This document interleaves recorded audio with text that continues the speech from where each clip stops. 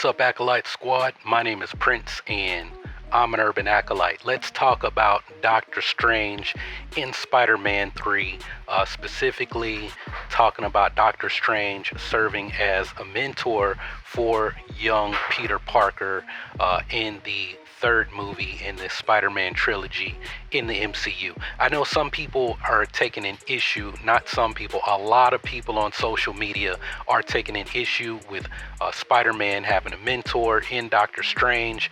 Why does Spider-Man need a mentor? Why can't Peter stand on his own now? And then some people are just blowing this whole Doctor Strange news out of the water, thinking, is this something to do with the multiverse of madness? Are we getting the Spider-Verse? Yo, man, those are all valid questions and concerns.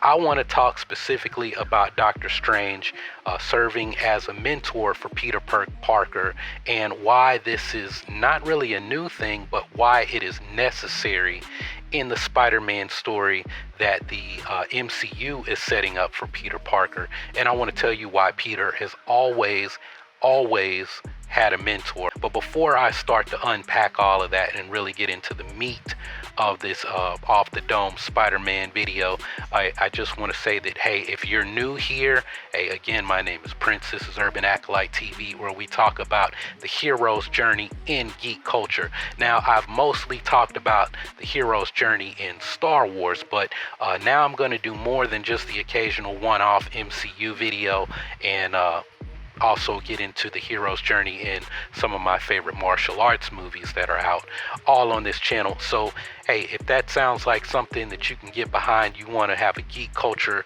channel with a purpose that really dives deep into the stories and the characters and the themes and all of that stuff, hey, make sure you subscribe to these videos, enable notifications, and those of you longtime viewers, hey, y'all enable those notifications and select all, so you'll know everything that I'm doing here on Urban Acolyte TV. But anyway, let's get to Doctor Strange in the MCU and why having a mentor for Peter Parker is a necessary thing that is not new. It's something it's just there, right? So first off, Doctor Strange has to be, well, I won't say has to be, but someone has to show up in Spider-Man 3 to help out Peter Parker, or to at least make a cameo, because part of the Marvel Sony agreement is that it requires at least one Marvel character to appear in a Tom Holland Spider-Man movie. Now in Far From Home, we saw Happy show up, we saw Nick Fury show up, and then we found out, in the post-credit scenes that that wasn't actually Nick Fury, that was Talos, the Skrull from Captain Marvel, the first Captain Marvel movie, that was there posing as Nick Fury. So we had some Skrull action, some S.H.I.E.L.D. action, we had Maria Hill and Nick Fury, and then we had Happy there in place of Tony Stark. And I'm going to tell you why that's really important in just a moment, because now we're getting into the whole Peter Parker having a mentor, why he has a mentor, why that's always been part of Spider-Man. Look, Spider-Man has always had a mentor, first off, in Uncle Ben, right? Part of what the mentor does is they give advice, they give something to help the hero realize their power, right? Maybe it's something, they teach something, a magical item, who knows, right? But in the Spider-Man, the Tobey Maguire movie, what did Uncle Ben say, right? Everybody knows it, with great power comes great responsibility, right?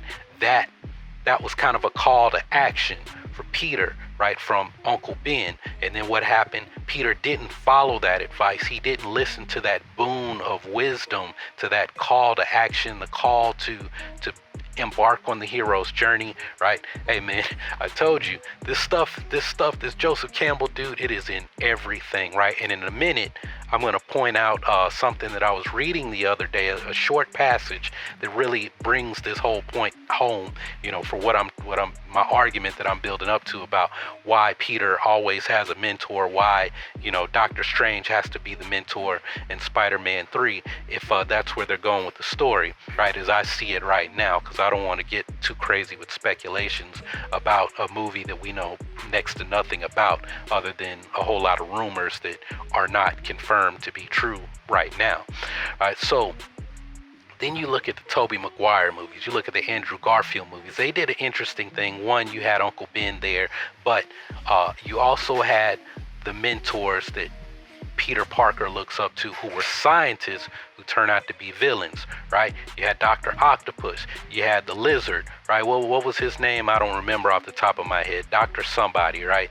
And part of the Lizard's thing was he's dealing, well, I think in Amazing Spider-Man, he knew something about the research that Peter's father was doing. They were friends, right? And that research had something to do with the spider that bites Peter. And then that same research has something to do with the doctor becoming the Lizard, right? He's trying to regrow an arm, a lost limb, right? And there's a point, and I think this is even in the comic books, or at least in one of the animated series I watched as a kid, where Peter and what is his name? Dr. Connors, I think. They worked together. Peter was like a lab assistant. He looked up to this guy. He was a mentor, right? Dr. Octopus. Did Peter look up to him? And then with his friend, his homeboy, who, I think he ends up becoming the Hobgoblin, right? The Oscorp folks. I know his father, Norman Osborn, becomes the Green Goblin, and then Harry. Does Harry become the Green Goblin and then eventually the Hobgoblin? But there's this interesting thing because, right, Peter's friend, who kind of is a mentor in a sense, and then he looks up to Harry's father, Norman, right, who is a mentor in some way, shape, or form, kind of a surrogate father. He becomes the Green Goblin, right? So that's always been there, except with the exception that in the Spider-Verse in Sony, a lot of times that mentor figure becomes the villain, with the exception of Uncle Ben, who had a tragic ending, which was the big call to action for Peter to become Spider-Man, right? For him to push on, right? But even with these other mentors, they become the villain. They're also a reason for Peter to go and embark on the hero's journey, to level himself up, to learn a new boon, right, on his journey of self-discovery, self-exploration, to become the hero, right? Now that brings us to the MCU. Tom Holland's Spider-Man, right? He idolizes Tony Stark as the inventor, as Iron Man. They retconned it that the kid that gets I think the Iron Man helmet is a young Peter Parker, right? So they've already said it in the lore of this young Spider-Man. Without the Uncle Ben character, with great power comes great responsibility. It's kind of Tony Stark who steps in as the mentor. This is where I want to read this passage to you guys, because this is gonna blow your minds away, right? It's gonna open up some eyes. All right, so the section I'm reading from is called The Departure, and we're in the area that's talking about supernatural aid, right? So, not infrequently, the supernatural helper is masculine in form. In fairy lore, it may be some little fellow of the wood, some wizard, hermit, shepherd, or smith who appears to supply the ambulance and advice that the hero will require. The higher mythologies develop the role and the great figure of the guide, the teacher, the ferryman, the conductor of souls to the afterworld. In the classical myth, this is Hermes Mercury. In Egyptian, usually Thoth. In Christian, the Holy Ghost, right? So it said the smith, that would be Iron Man. Iron Man is the smith who gives Peter the amulets, right? The amulets, his web shooters, right? First, Peter makes his web shooters, but then he gets the suit from Iron Man. And the big lesson, I don't think I did an actual review of Spider-Man Homecoming, but if I did, this is what I would have said is the big message in the movie, right? When Peter gets that suit from Iron Man, and then Iron Man, Tony comes and takes it back, what does Peter say? Without this suit, I'm nothing, right? And it's like, no, because you were the Spiderling, the Spider Kid, Spider Boy, whoever, the person who caught the attention of Tony Stark, right? When you didn't have a suit, when you were running around in a hoodie and goggles, right? And web shooters that you made on your own. And what does he have to do? He has to go back to that original suit that he made on his own to take down the Vulture, right? And then at the end, then Tony's like, oh, I got the Iron Spider suit for you. We want to make you an official Avenger now, right? You proved your worth, right? So it's him having to learn that he doesn't need the suit. He doesn't need the magic that Tony Stark bestowed upon him to be the hero. He has to discover the hero for himself, right? And then we have Avengers Infinity War, Avengers Endgame, Tony Stark dies. Now this is Peter Parker in the wake of the death of his mentor, right? And who steps in there, right? One, he turns to Mysterio, but it's really Happy. Happy is really the mentor there, right, as the assistant to Tony Stark, because what does he do, right? He rescues Peter. He comes in the form of supernatural aid, right? He's not actually the Smith, but he's got the Smith's tools, and he's giving them to Peter, saying, hey, he gives him the goggles. He helps him make a new suit so that he can have the final showdown against Mysterio in Act 3 in London, right? See, I need to get on top of that Urban Acolyte shop store so y'all can get you one of these. Hey, I love this shirt. This shirt is dope. What y'all think? Y'all like the shirt? It's dope, right? Anyway, so yeah, without Happy, you can't have this, right? But Happy is not the Smith. He's the Smith's assistant, right? And he gives the tools to Peter, like he's saying, this is you now. You're the Smith. Tony has passed these boons on to you, right? The boon of technology, the boon of scientific knowledge, right? He's passed that on to Peter, right? So Peter's got access to that world. So the next mentor who has to come in, the wizard, right? That didn't he say that the help in the form of supernatural aid can come from a wizard too? Now we literally have a wizard coming in the form of Doctor Strange. Now what is this story? What's going on in Spider-Man 3? I've heard that, this Dr. Smythe or somebody has these Spider-Man androids, Kraven the Hunter, right? It's the Sinister Six, Spider-Man, Peter Parker's been unmasked, right? Everybody's coming after him in this movie. What is he gonna do? Can Spider-Man do it on his own? Might he need a magic portal and a pep talk? Who knows? Is the Spider-Verse gonna be part of the movie? Who knows, right? But whatever is going on, we've got a bigger universe now. Spider-Man belongs in a universe where there are the Avengers. There's Captain Marvel and all of these cosmic powered beings, the Eternals, all this other stuff going on in the backdrop. So it's not the same as the Tobey Maguire, Andrew Garfield Spider-Man movies, right?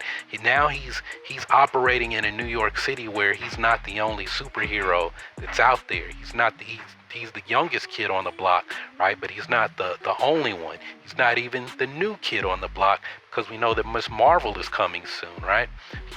Kamala Khan, right? Miles Morales has been rumored to make his official appearance in the MCU, and this could pop off in Spider-Man 3, right? So he's not even the new Spider-Man on the block, right?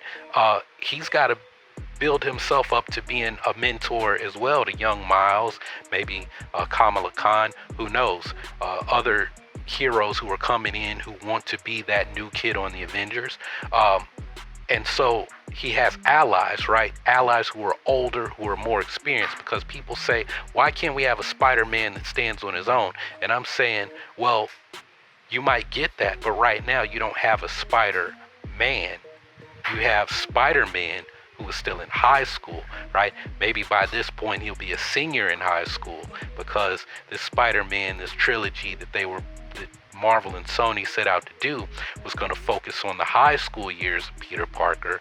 What happens when he goes off to college, when he's no longer living with Aunt May, because that's also a difference. Didn't Andrew Garfield, by the second Amazing Spider-Man, maybe it happened in the first one, right? He's out of high school. It seemed like the spider bite happened when he was like a junior or senior, right? Tobey Maguire, by the time we get to Spider-Man 3 and he's doing all of this stuff, right? He's a grown man, right? He's not living with Aunt May anymore. He's rent, right? He's got to pay rent. And the landlord's daughter, Magana Begtrip, my classmate from middle school and high school. What up, Magana? You want some cookies, Pete? You want some cookies, right? But this Tom Holland, he ain't got Magana chasing after him, trying to get him up in that Spider-Man's web, right? He just now admitted his feelings to MJ, right? And RMJ is Michelle Jones, not Mary Jane Watson. All right, so this is a difference. This is a different Spider-Man who's not yet a Spider-Man, right? And that leaves us with the big question: what is in store for the future of our young Spider-Man who's not yet a Spider-Man, right? So that's why Peter Parker needs mentors, but at the same time, Peter Parker has always had a mentor. In all of these Spider-Man movies, there's always been a mentor. Even in Into the Spider-Verse, young Miles Morales is the new Spider-Man, but not yet a Spider-Man, has Spider-Man, a grown-up Peter Parker who's out of shape and, middle-aged and, lived a full life and experienced all of these things that we've seen from other Spider-Men, steps in as that mentor. But at the same time, it's kind of like he's mentoring these young Spider-Men, these other Spider-Men from other people in other places within the Spider-Verse, and it also teaches him about himself, right? Seeing the Spider-Man of Miles Morales' universe and the life that he had, and he found happiness with Mary Jane before he met his end, right? That inspired Peter B. Parker to go and try to live, I don't want to say live his best life because that's very cliche, but to try to correct some of the things that he felt like he did wrong or mistakes that he made in the past when he was young, and doors that he thought were closed to him but actually were not shut completely, right? So I don't know, what do you guys think is in store for the future of Spider-Man, right? Because hey man, I like Spider-Man, so I'm just happy that we're getting more of it. And Sony is trying to pull Tom Holland into the Spider-Verse, and we find out that the Tobey Maguire Spider-Man is on another Earth, Andrew Garfield the Amazing Spider-Man's on another Earth, and these are all part of the canon cinematic universe, but not the canon Earth 616. But they find a way to pull all of these Spider-Men together, tell some big story in the Spider-Verse. Hey man, I'm all for it, because hey man, I know you guys think this was a Star Wars channel, but hey, I can talk about these themes. I don't know the comic books and stuff, but I can talk about these themes of Spider-Man, for a long time, as I've obviously done in this video. So I'm gonna wrap it up there. What do you guys think about this thing that I shared about as far as Spider-Man, Peter Parker having mentors, and what are you most excited to see in the future of the Spider-Man movies, the MCU and in the Spider-Verse? So let me know your thoughts down in the comments below. I'll be checking back to see what you all have to say, and don't forget, check out some of these other Spider-Man videos that I've been posting. I know it's not Star Wars. YouTube has pegged this as a Star Wars content channel, but hey man, this is not Star Wars. This is the Hero's Journey and Geek Culture channel. So if you don't know, I did a video talking about Jamie Foxx appearing in Spider-Man 3 as his same character, Electro, but not quite the same. So be sure to check that video out if you haven't seen it, and leave me your thoughts on that one as well. But anyway, that's all I got to say for this one. Thanks for watching. Y'all keep on breathing, and I'll see you on the next video.